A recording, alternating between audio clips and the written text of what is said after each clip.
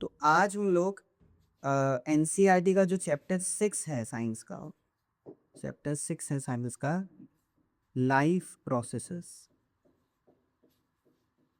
इसको कंप्लीट करने का कोशिश करेंगे। कंप्लीट नहीं करेंगे, एक इंट्रोडक्शन देने का कोशिश करेंगे इस चैप्टर का, कि ये चैप्टर हमको बताना क्या चाहता है। ठीक है, तो लाइफ प्रोसेसेस समझने से पहले हम लोग को ये समझना होगा कि लाइफ क्या होती है। ठीक है, तो जब हम देखते हैं इस दुनिया को तो हमको पता चलता है कि दुनिया में दो तरह के चीज़ें आपको देखने को मिलेंगी। सबसे पहले क्या होगी? सबसे पहली चीज़ होगी जो कि लिविंग, जो कि जिंदा। और आपको ऐसी चीजें देखने को मिलेंगी जो कि नॉन लिविंग, जो कि जिंदा नहीं। ठीक है, ऐसी चीजें देखने को मिलेगी जो कि लिविंग है, जिंदा है, और ऐसी चीजें देखने को मिलेगी जो नॉन लिविंग है, जिंदा नहीं। लेकिन वो कौन सी चीज है? ऐसे कोई तो कॉमन चीजें होंगी ना जो कि लिविंग ऑर्गेनिज्म में प्रेजेंट होगी और नॉन लिविंग के अंदर वो एब्सेंट होगी। तो हमको वो कॉमन चीजें पहले पता करनी होगी कि ऐसी क्या चीज है जो एक लिविंग ऑर्गेनिज्म को लिविंग बनाती है। इससे पहले तक जब हम क्लास 1 2 में रहते हैं तो हम लोग बहुत जनरल से आंसर देते हैं कि लिविंग ऑर्गेनिज्म वो है जो ग्रो कर रहे हैं, लिविंग ऑर्गेनिज्म वो है जो रेस्पायर कर रहे हैं, लिविंग ऑर्गेनिज्म वो है जो मूवमेंट कर रहे हैं। ठीक है, तो हम बहुत जनरलाइज आंसर देते हैं हमारे इस क्लास से पहले तक का। लेकिन लेकिन क्लास 10th में आने के बाद स्वाभाविक सी बात है, हमारे जो आंसर करने का तरीका है वो बदलना चाहिए। तो वो कैसे बदलेगा? हम चाहते हैं कि हम ज़्यादा अच्छे आंसर दें, और लिविंग ऑर्गेनिज्म को डिफाइन करने के लिए हम एक चीज़ पहले डिफाइन कर लें जो कि आप क्लास 9th में पढ़ के आते हो, वो है सेल। अगर आपको लिविंग ऑर्गेनिज्म डिफाइन करना है तो आपको बिना सेल डिफाइन किए लिविंग ऑर्गेनिज्म को डिफाइन कर ही नहीं सकते। ठीक है, तो सबसे महत्वपूर्ण चीज एक लिविंग ऑर्गेनिज्म को जो फर्क करती है नॉन लिविंग ऑर्गेनिज्म से, वो क्या है? सेल। तो हमको सबसे पहले समझना होगा कि सेल क्या होता है। देखो, सेल का आपने रटा रटाया डेफिनेशन पहले पढ़ा हुआ है, फिर भी क्या होगा, ये सही कैसे होगा? हो गई। तो ये सेल का जो रटा रटाया डेफिनेशन हमने पहले पढ़ा हुआ, उसको थोड़ा सा हम एक बार अच्छे से देखने की कोशिश करें। सेल का डेफिनेशन आप सबने सुना होगा। सेल क्या होता है? स्ट्रक्चरल एंड फंक्शनल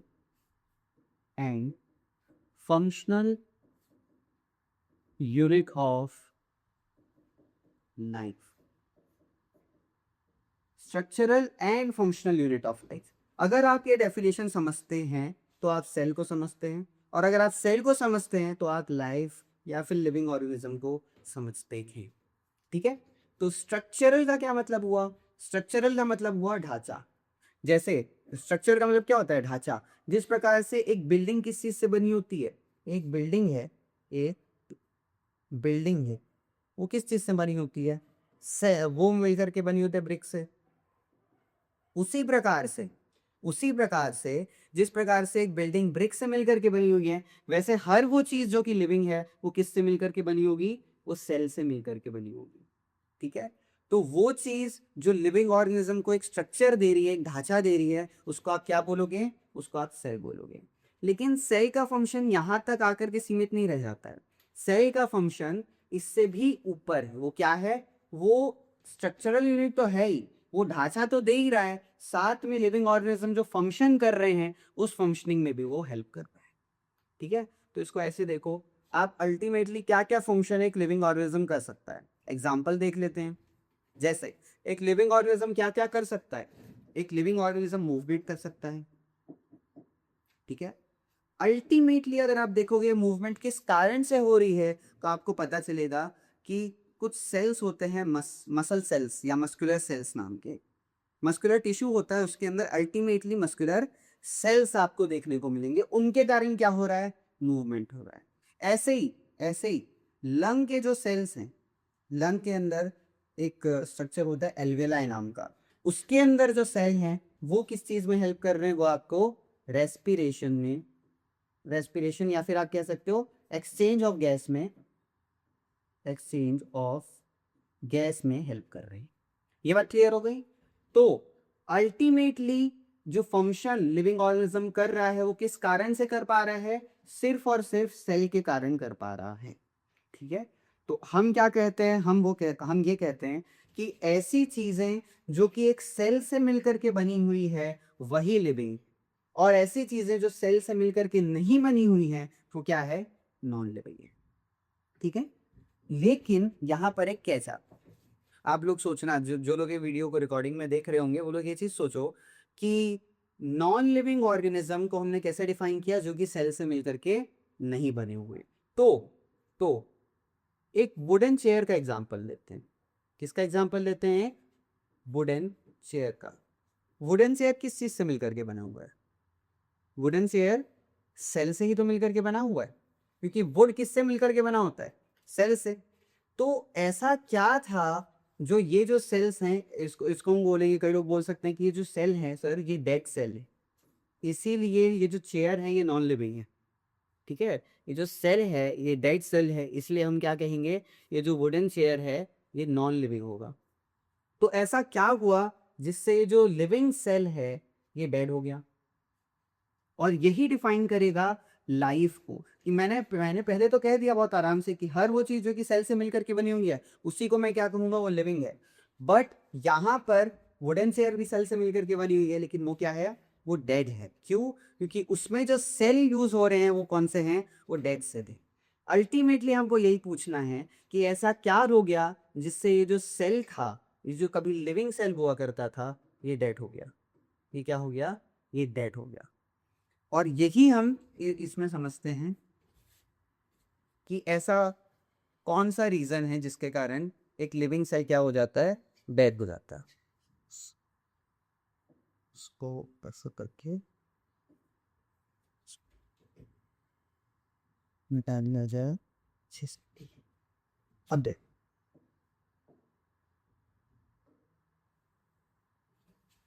एक सेल किन चीजों से मिलकर के बना होता है, एक सेल आपने पहले पढ़ा होगा, ये क्लास 9th की चीज है, किन चीजों से मिलकर के बना होता है।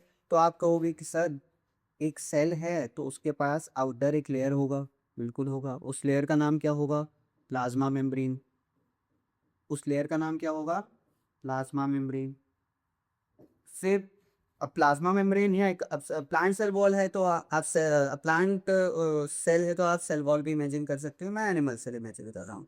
फिर उसमें एक न्यूक्लियस होगा, साथ में एंडोप्लाज्मिक रेटिकुलम प्रेजेंट होगा। इसके अलावा और क्या प्रेजेंट हो सकता है, आपका माइटोकॉन्ड्रिया प्रेजेंट हो सकता है यहाँ पर, आपके पास गोल्गी अपरेटस है वो प्रेजेंट हो सकता है यहाँ पर। ठीक है, एक वैक्यूल प्रेजेंट हो सकता है। ये सारी चीजें आपको सेल के अंदर देखने को मिल सकती है। ये जो आपको बहुत सारी चीजें सेल के अंदर देखने को मिल रही है, क्या मैं कह सकता हूँ ये एक ऑर्गेनाइजेशन के तहत है, ये एक ऑर्गेनाइज्ड वे में है, ये ऑर्गेनाइज्ड वे के अंदर पूरा सेल आपको देखने को मिल रहा है। प्लाज्मा मेम्ब्रेन सेल के अंदर नहीं जा सकता। ऐसे ही ये जो न्यूक्लियस है ये एक ऑर्गेनाइज्ड वे में एक तरीके से वहां पर रखा हुआ है। ठीक है, जिस प्रकार से एक कंपनी, आप कंपनी का एग्जाम कर लो, एक कंपनी पूरी तरीके से ऑर्गेनाइजेशन में चल रही होती है, और कंपनी के सबसे ऊपर क्या होता है, सीईओ होता है, फिर उसके नीचे डायरेक्टर्स होंगे, फिर उसके नीचे मैनेजर्स होंगे, फिर एम्प्लॉय होंगे।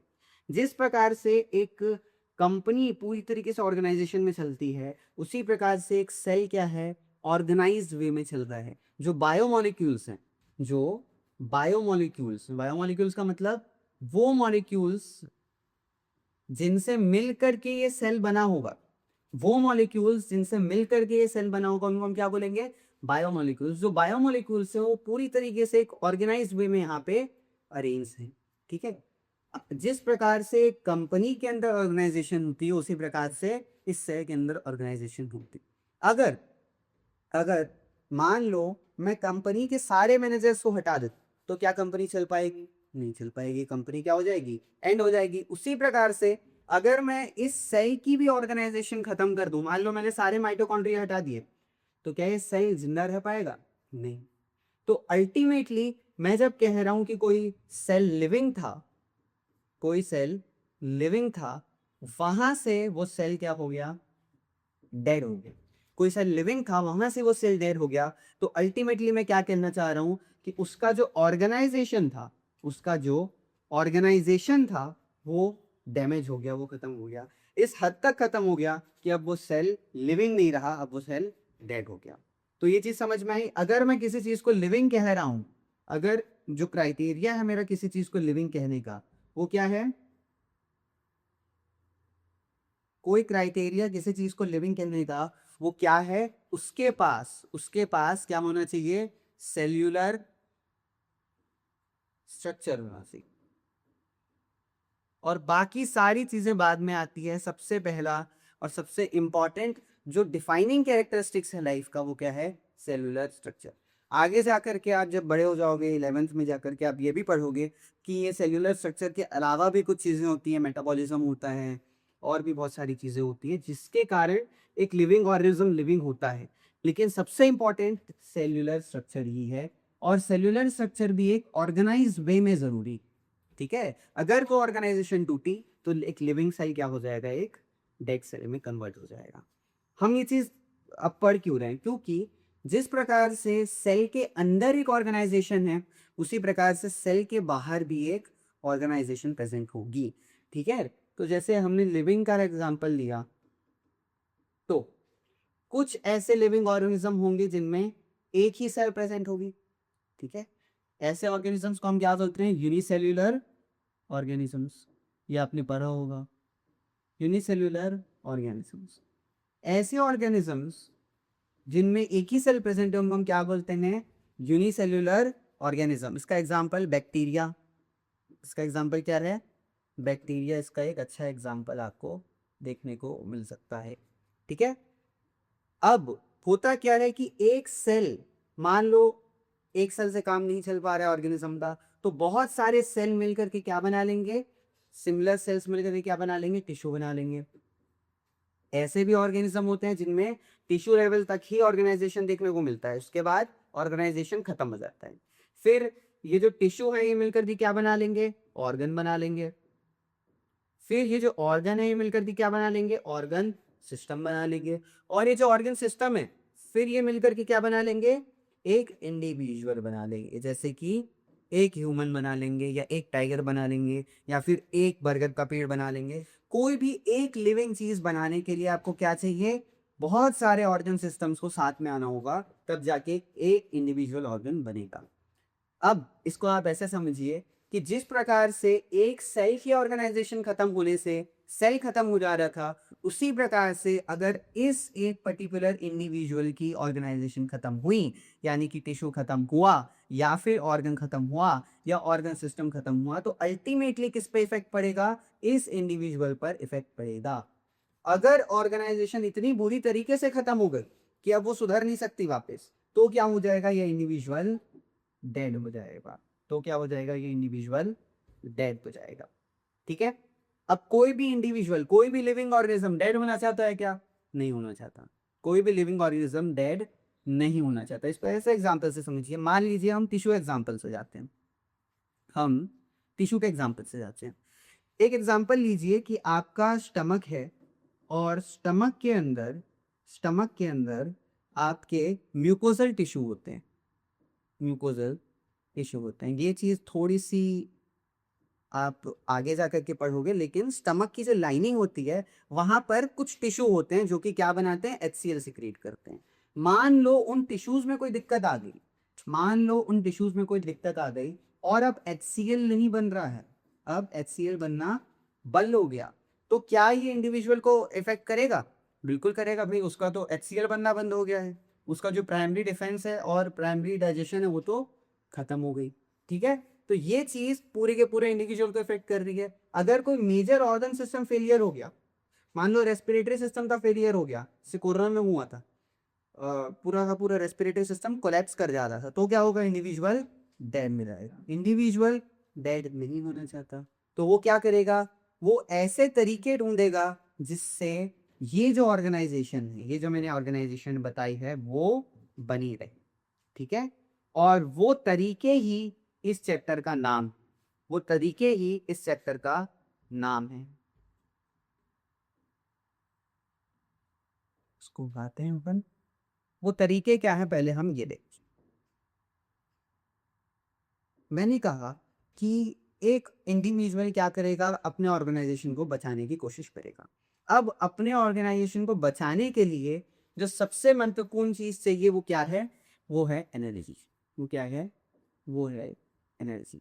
अब यही चीज एक नॉन लिविंग ऑर्गेनिज्म को लिविंग ऑर्गेनिज्म से डिफरेंट बनाती है। एक नॉन लिविंग ऑर्गेनिज्म खुद के ऑर्गेनाइजेशन को बचा करके नहीं रख सकता, ठीक है। जैसे कि मान लो एक बिल्डिंग है, एक बिल्डिंग मान लो सुनामी आई या बाढ़ आई, बहुत तेज आंधी तूफान आया, तो बिल्डिंग क्या अपने आप को बचा सकती है? नहीं बचा सकती। वो क्या करेगी, वो ढह जाएगी, अगर बहुत लकी हुई तो बच जाएगी। बट अगर यही दिक्कत एक लिविंग ऑर्गेनिज्म के ऊपर आती है तो क्या करता है, वो खुद को बचाने का कोशिश करता है। और वो कोशिश इसलिए कर पाता है क्योंकि उसे कॉन्स्टेंटली एनर्जी एक्वायर करना होता है, ठीक है। तो एक लिविंग ऑर्गेनिज्म क्यों ही जी रहा है, इतने सारे लाइफ प्रोसेसेस क्यों कर रहा है? क्योंकि उसे इस ऑर्गेनाइजेशन को बचाना है। और इस ऑर्गेनाइजेशन को बचाने के लिए वो कॉन्स्टेंटली, उसे क्या चाहिए, उसे एनर्जी चाहिए। अगर एनर्जी नहीं होगी, इसको ऐसे देखो कि मान लो एक हिरण है जो कि अपना जंगल में अपना खाना खा रहा है, घास वगैरह खा रहा है, और एक शेर आ रहा। अब स्वाभाविक सी बात है, हिरण अपना ऑर्गेनाइजेशन बचाना चाहेगा, क्योंकि शेर ने अगर उसे पकड़ लिया तो वो क्या करेगा, एपिथेलियल टिश्यू डिस्ट्रॉय कर देगा उसका, उसके जो वेसल्स हैं उस पर अपना दांत गड़ा करके पूरा का पूरा खून क्या हो जाएगा, बाहर चले जाएगा, और वो अल्टीमेटली जो हिरण है वो डेड हो जाएगा। हिरण डेड नहीं होना चाहता, तो वो क्या करेगा, वो भागने की कोशिश करेगा। और भागने के लिए उसको क्या चाहिए, उसको एनर्जी चाहिए। तो अपना ऑर्गेनाइजेशन बचाने के लिए अल्टीमेटली क्या चाहिए, एनर्जी चाहिए। और और एनर्जी का जो मेन सोर्स है, एनर्जी का जो मेन सोर्स है किसी भी इंडिविजुअल के लिए, किसी भी लिविंग ऑर्गेनिज्म के लिए, वो क्या है, वो क्या, food। तो स्वाभाविक सी बात है कि जो लिविंग ऑर्गेनिज्म है वो क्या करना चाहेगा, वो लगातार फूड एक्वायर करना चाहेगा। वो क्या करना चाहेगा, वो लगातार फूड को एक्वायर करना चाहेगा। ये जो फूड एक्वायर करने की प्रोसेस है, ये जो फूड एक्वायर करने की प्रोसेस है, इसी को हम बोलते हैं बायोलॉजी की भाषा में न्यूट्रिशन। क्या बोलते हैं, न्यूट्रिशन। जो कि हमारा इस चैप्टर का सबसे पहला टॉपिक है, ठीक है। इस चैप्टर का सबसे पहला टॉपिक क्या है, न्यूट्रिशन। ध्यान रखना, न्यूट्रिशन क्या है, फूड एक्वायर करने की प्रोसेस, वो स्ट्रेटेजीज जिससे हमारी जो लिविंग ऑर्गेनिजम्स वो क्या करते हैं, फूड को एक्वायर करते हैं। अब देखो, फूड मिल गया, फूड मिल गया, फूड मिलने के बाद जो लिविंग ऑर्गेनिजम्स हैं उनको क्या करना है, इस फूड को अपने एक एक सेल तक पहुंचाना है। अब देखो, अगर बैक्टीरिया है, यूनिसेल्युलर ऑर्गेनिज्म है, तो ये तो फूड आराम से पहुंच जाएगा, ठीक है, एक ही सेल को तो पहुंचाना है। लेकिन अगर कॉम्प्लेक्स ऑर्गेनिज्म है, मल्टी सेल्युलर ऑर्गेनिज्म है, तो स्वाभाविक सी बात है, ये जो न्यूट्रिशन हुआ, ये जो फूड मिला, उसको एक एक सेल तक पहुंचाने के एक अलग से सिस्टम लगेगा। और उस सिस्टम का जो नाम है, उस सिस्टम का जो नाम है वो क्या है, ट्रांसपोर्टेशन सिस्टम। ट्रांसपोर्टेशन सिस्टम, ठीक है। सबसे पहले आपने फूड एक्वायर किया, फूड कैसे एक्वायर किया, थ्रू न्यूट्रिशन, ठीक है, जो सबसे पहला आपका टॉपिक है। फिर आपको फूड मिल गया, अब आप क्या करोगे, एक जगह से दूसरे जगह फूड को पहुंचाओगे, वो आपका दूसरा टॉपिक है जिसको हम बोलते हैं ट्रांसपोर्टेशन। फिर इस चैप्टर में जो तीसरा टॉपिक है, इस चैप्टर में जो तीसरा टॉपिक है वो ये है कि आपको फूड मिल गया है, आपके पास फूड है, अब आपको क्या चाहिए, उस फूड से एनर्जी रिलीज करानी है। उस प्रोसेस को हम क्या बोलते हैं, जिसमें फूड का इस्तेमाल करके हम एनर्जी रिलीज करते हैं, उस प्रोसेस को हम बोलते हैं, एनर्जी करते हैं एटीपी के फॉर्म में, उस प्रोसेस को हम क्या बोलते हैं, रेस्पिरेशन। उस प्रोसेस को हम बोलते हैं रेस्पिरेशन। अब आप रेस्पायर करोगे, आप फूड बनाओगे, सॉरी एनर्जी बनाओगे। जब एनर्जी बन गई तो साथ में कुछ वेस्ट प्रोडक्ट तो निकलेगा, वो जो वेस्ट प्रोडक्ट है उसको हमें क्या करना होगा, बाहर निकालना होगा। तो removal of waste product, removal of waste product, इसको हम क्या बोलते हैं, इस प्रोसेस को हम बोलते हैं एक्सक्रीशन, ठीक है। तो इस प्रकार से इस चैप्टर में हमने देखा कि आपको चार चीजें पढ़नी, ठीक है। सबसे पहले आपको न्यूट्रिशन पढ़ना है, जिसमें एक ऑर्गेनिज्म क्या करेगा, फूड को एक्वायर करने की कोशिश करेगा। फिर आपको ट्रांसपोर्टेशन पढ़ना है, जिसमें एक ऑर्गेनिज्म क्या करेगा, ट्रांसपोर्ट करने की कोशिश करेगा फूड जो उसने एक्वायर किया है पूरी की पूरी बॉडी में। फिर एक बार ट्रांसपोर्टेशन हो गया, और ना सिर्फ फूड बट रॉ मटेरियल्स। अभी रॉ मटेरियल्स क्या होते हैं, जैसे कि आपको पता होगा कि आपको रेस्पिरेशन के लिए क्या चाहिए, ऑक्सीजन चाहिए। तो ऑक्सीजन को एक जगह से दूसरे जगह ट्रांसपोर्ट करना, फूड को एक जगह से दूसरे जगह ट्रांसपोर्ट करना, इसके अलावा CO2, जो CO2 बन रहा है रेस्पिरेशन के समय, उसको एक्सक्रीट करना, ये सब चीज को ट्रांसपोर्ट करेंगे, काम कौन करेगा, ट्रांसपोर्टेशन सिस्टम करेगा। फिर आप जब ट्रांसपोर्टेशन कर लिए, फूड अपनी जगह पहुंच गया, फिर वहां से आप एनर्जी निकालोगे, एनर्जी निकालने के प्रोसेस को आप क्या बोलते हो, रेस्पिरेशन। रेस्पिरेशन हो गया, फिर जो वेस्ट प्रोडक्ट निकला उसको आप क्या करोगे, एक्सक्रीट आउट करोगे, जिस प्रोसेस को आप एक्सक्रीशन कहते हो। तो ये आपके पूरे के पूरे चैप्टर का एक इंट्रोडक्शन था, जिसमें आपने समझा कि आप एक्चुअली इस चैप्टर में पढ़ने क्या वाले हो, और प्लस जो लाइफ प्रोसेस नाम है वो अल्टीमेटली हो क्यों रहा है एक ऑर्गेनिज्म में, और वो क्या है आपने इसमें देखा। अब अगले जो सेक्शन है उसमें हम क्या करेंगे, एक एक टॉपिक को डिटेल में जाकर के पढ़ने का कोशिश करेंगे।